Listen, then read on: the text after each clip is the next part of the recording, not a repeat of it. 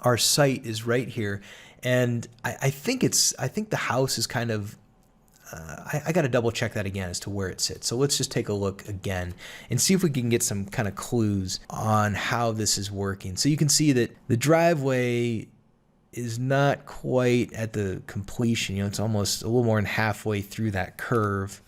I'm curious if I just have a better angle. So it's kind of sitting on the curve.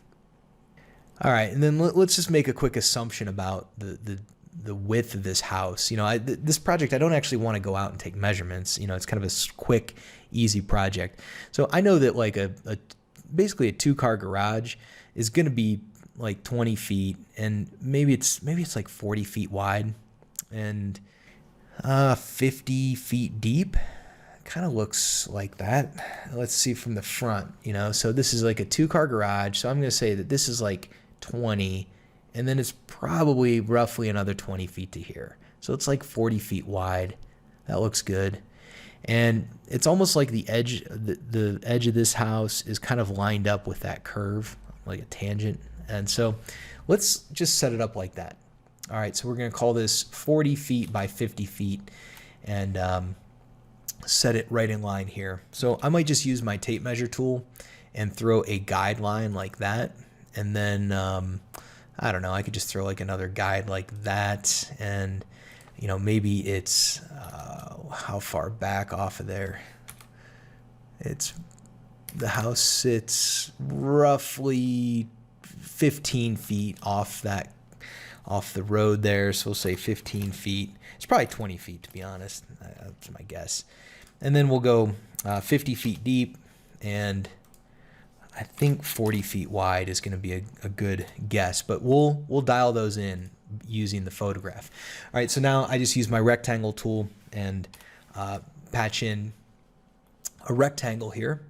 And so what we're doing is we're setting up like on that photograph that we're going to use for match photo.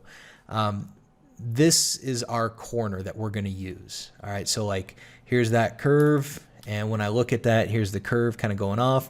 This is going to be our corner that's going to kind of set everything. And it's super important when you're doing any sort of geomodeling that you get this set up right in the beginning, because if it's not set up right, it's going to turn into a real mess, and it's pretty much not worth continuing if you don't have it set up right.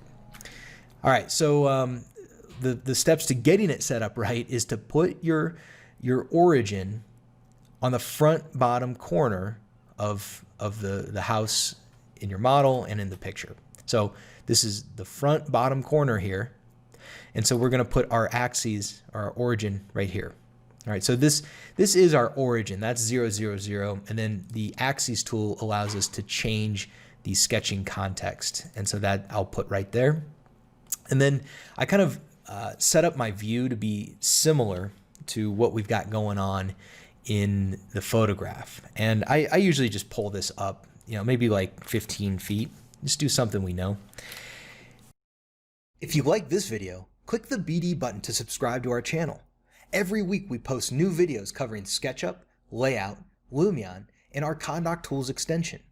If you are a professional architect or interior designer, you're going to love our tutorials.